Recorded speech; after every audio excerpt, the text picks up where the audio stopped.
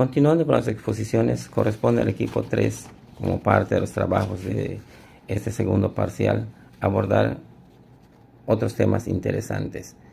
Iniciaremos con la culpa en el derecho mexicano.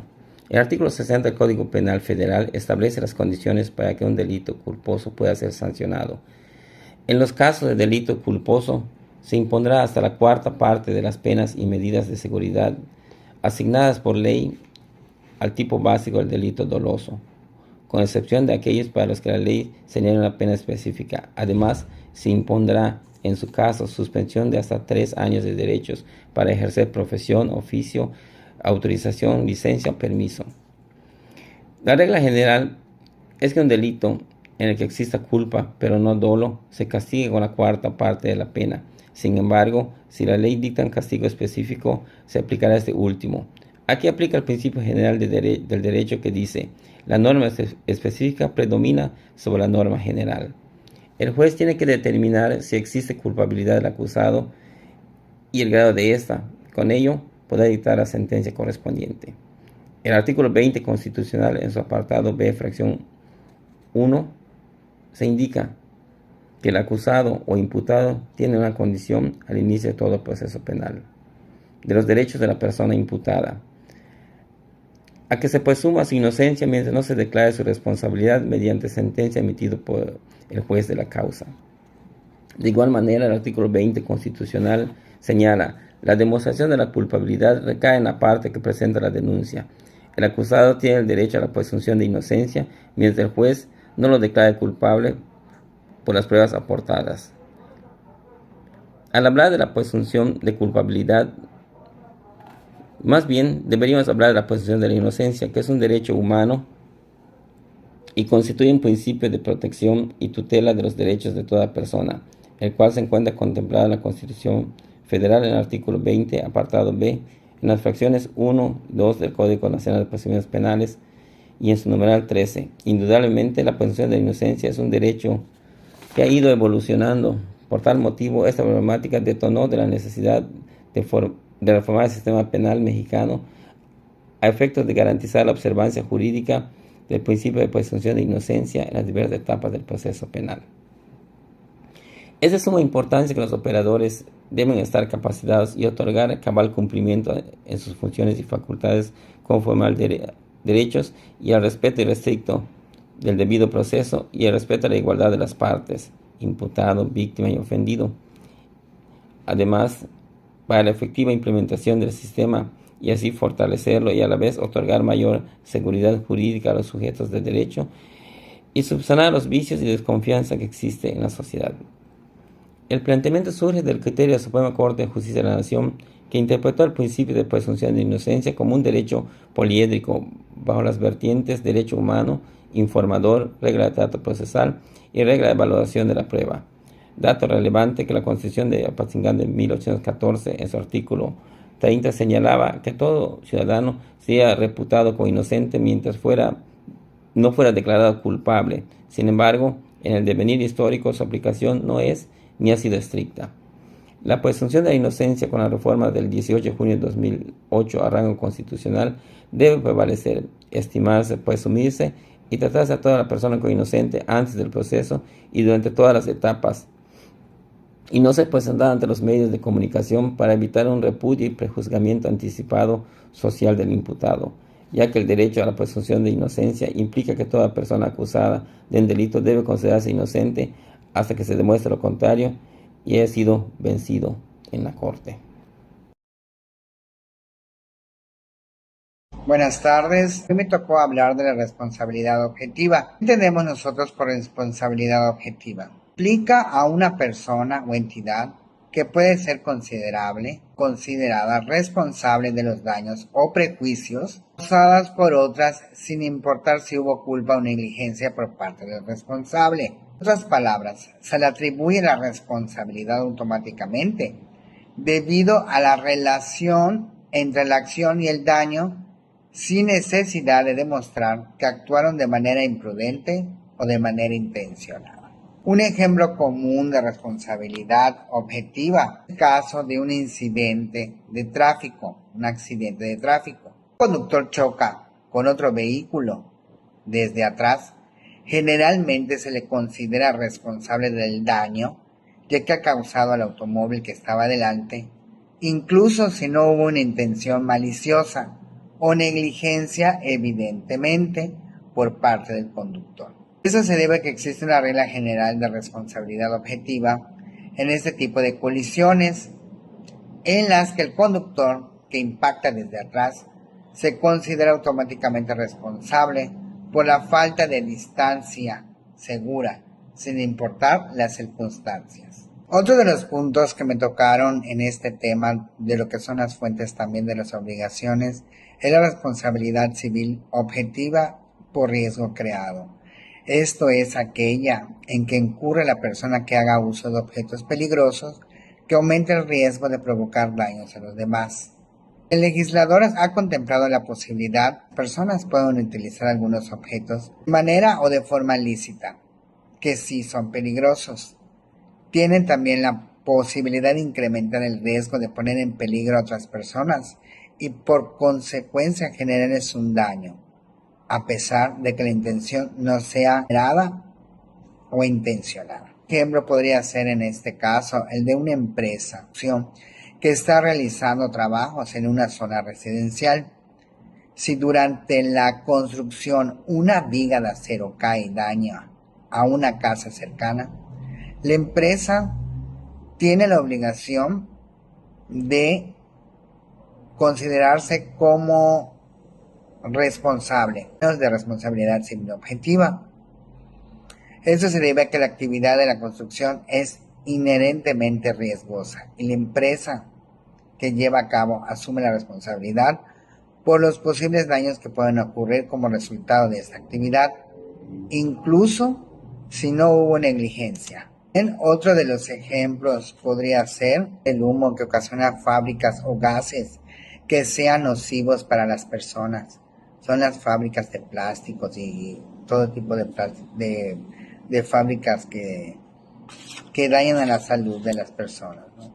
También podría considerarse como ejemplo los nidos de ratas que también afectan directamente a las personas porque son nocivos para la salud.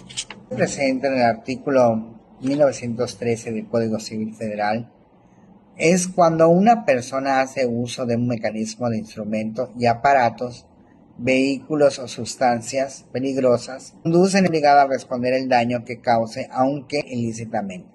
A no ser que se compruebe, que se demuestre lo contrario, ese daño se produjo por culpa o negligencia de la víctima.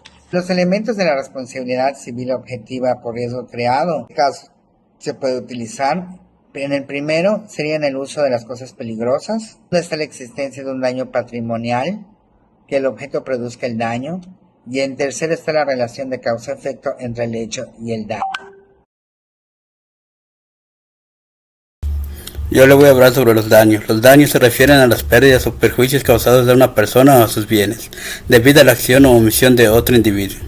Los daños pueden ser de naturaleza material o moral. Los daños materiales se refieren a la pérdida o deterioro de bienes tangibles, como propiedades, vehículos o bienes personales. Estos daños pueden incluir el costo de reparación o reemplazo de los bienes afectados. Por otro lado, los daños morales se relacionan con el sufrimiento emocional de la angustia o la afectación psicológica causada por una conducta ilícita o dañina. Estos daños pueden incluir el dolor, la vergüenza, la pérdida de reputación o la afectación de los derechos de personalismo. Los daños pueden ser compensados a través de una indemnización monetaria. Para obtener una compensación, generalmente es necesario demostrar la existencia de un acto ilícito o negligente. Distinción entre daño y perjuicio. La distinción entre el daño y el perjuicio es importante y se refiere a dos conceptos diferentes. El daño se refiere a cualquier menoscabo o lesión sufrida por una persona a su propiedad, como resultado de un acto ilícito o negligente de otra persona. Este concepto se concentra en el resultado o perjuicio material causado por la acción o omisión de alguien. Por otro lado, el perjuicio se refiere a la consecuencia negativa o los efectos adversos que pueden experimentar una persona como resultado del daño sufrido. El perjuicio puede incluir aspectos emocionales, psicológicos o económicos que afectan la vida de la persona perjudicada. En resumen, el daño se refiere a menoscabo o lesión en sí misma, mientras que el perjuicio se refiere a las consecuencias negativas o a los efectos adversos que surgen como resultado del daño sufrido.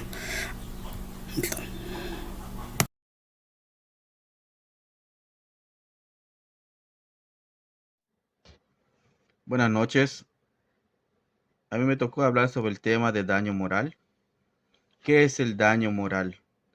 El daño moral se entiende a la afectación que una persona sufre en sus sentimientos, afectos, creencias, decoro, honor, reputación, vida privada y aspecto físico, o bien en la consideración que de sí misma tienen los demás.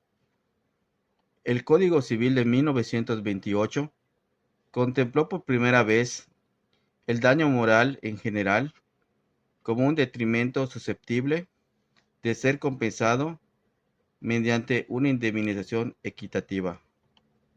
Se presumirá que hubo daño moral cuando se vulnere o menoscabe ilegítimamente la libertad o la integridad física o psíquica de las personas. El daño moral alude a una lesión simbólica que padece una persona al sentirse agraviada. Cabe destacar que a nivel jurídico, un daño puede ser imputado a otro individuo por su negligencia o malicia.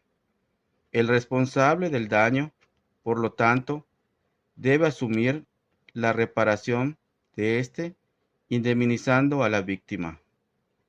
El daño moral implica una afectación espiritual o un trastorno psicológico. En otras palabras, el sujeto perjudicado experimenta un sufrimiento. Podemos hablar de un ejemplo de lo que es el daño moral. Un actor recorre varios programas televisivos afirmando que su expareja es una mujer poco inteligente a la cual no le gusta trabajar. Esas mismas declaraciones lo repite en emisiones radiales y en entrevistas que otorgan a medios gráficos. La mujer, ante esta situación, presenta una demanda contra el hombre por daño moral, afirmando que las expresiones públicas afectan a su bienestar y le provocan dolor. Incluso sostiene que en la calle padece de burlas y críticas de personas que ni siquiera conoce, por culpa de los dichos de su exmarido.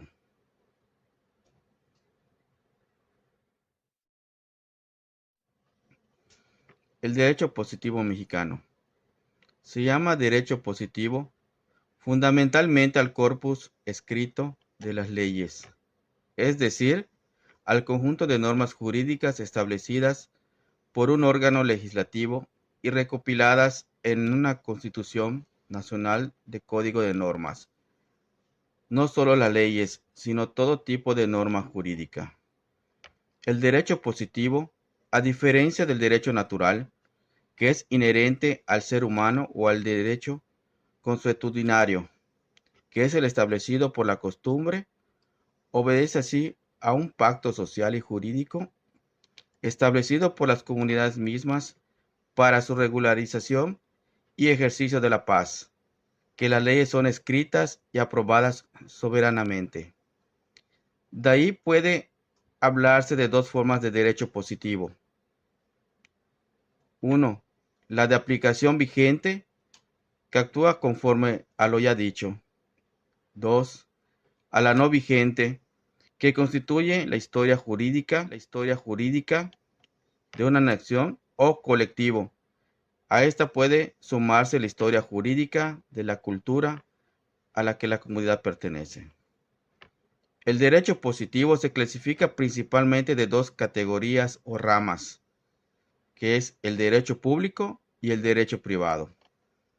Esta división data de los tiempos de la antigua Roma y se fundamenta en la distinción entre los asuntos de la vida privada de las personas y los asuntos de la vida pública del Estado. Ramas del derecho público. Derecho constitucional. Es aquel que organiza los poderes públicos, las atribuciones propias del Estado y su relación con la ciudadanía. Derecho administrativo es aquel concerniente a la administración de los bienes y recursos del Estado.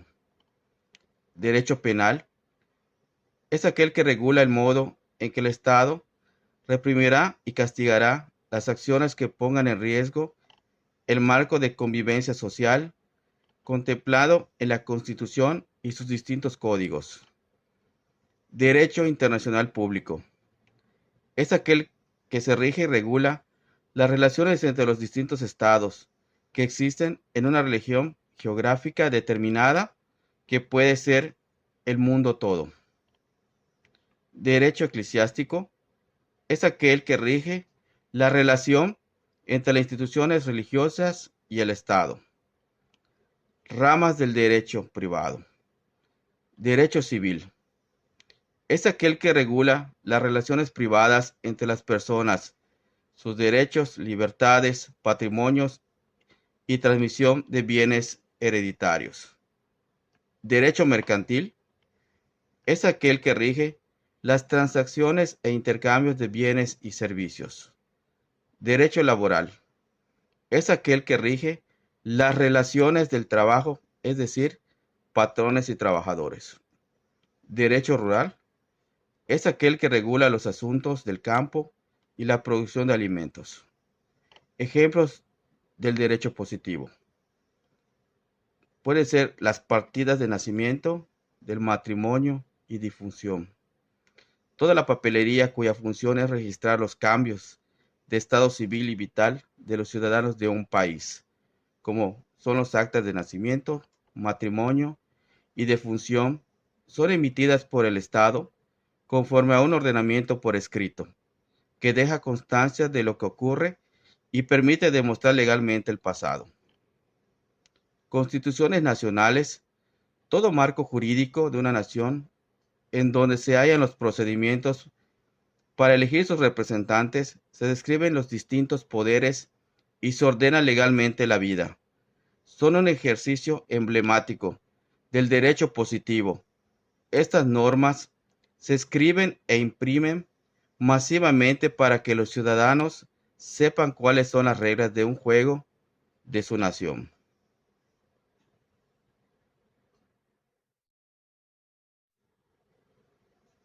Requisitos para la indemnización del daño en general. Cuando un hecho o omisión de ilícitos produzcan un daño moral, el responsable del mismo tendrá la obligación de repararlo mediante una indemnización en dinero, con independencia de que haya causado daño material, tanto en responsabilidad contractual. La acción de reparación no es transmisible a terceros, por acto entre vivos y solo pasa a los herederos de la víctima, cuando éste haya intentado la acción en vida. El monto de la indemnización por daño moral lo determinará el juez, tomando en cuenta los derechos lesionados, el grado de responsabilidad, la situación económica del responsable y de la víctima, así como las demás circunstancias del caso. Cuando el daño moral haya afectado a la víctima en su decoro, honor, reputación o consideración, el juez ordenará a petición de ésta y con cargo al responsable la publicación de un extracto de la sentencia que refleje adecuadamente la naturaleza y alcance de la misma, a través de los medios informativos que considere convenientes. En los casos de que el daño derive de un acto que haya tenido difusión en los medios informativos, el juez ordenará que los mismos den publicidad al extracto de la sentencia, con la misma relevancia que hubiere tenido la difusión original. En México, la indemnización por daños y perjuicios es obligatoria, sin importar que el daño se realice de forma ilícita o no. La indemnización por daños y perjuicios, para que exista, debe reunir los siguientes requisitos: incumplimiento de la obligación, imputable al deudor, pues la ausencia de culpabilidad del deudor le exime de responsabilidad. Imposibilidad de cumplir la obligación de otro modo distinto a la entrega del equivalente pecuniario. Debe existir daños y perjuicios en el patrimonio del deudor. Los daños y perjuicios han de ser causados como consecuencia del incumplimiento del deudor. Aquel que cause daño a otro de manera ilícita o contraria a las buenas costumbres tiene la obligación de repararlo, a menos que pueda demostrar que el daño fue resultado de la culpa o negligencia de la víctima. Si al ejercer un derecho se ocasiona daño a otra persona, se debe indemnizar si se demuestra que dicho derecho se ejerció con la intención de causar daño y sin utilidad para el titular del mismo. Cuando una persona utiliza mecanismos, instrumentos, aparatos o sustancias peligrosas que por su naturaleza o características puede causar daño, es responsable del daño que pueda provocar, a menos que se pueda demostrar que éste fue causado por culpa o negligencia de la víctima, incluso si no actuó ilícitamente. En este último caso, no habrá compensación por daños y perjuicios. En casos de lesiones que resultan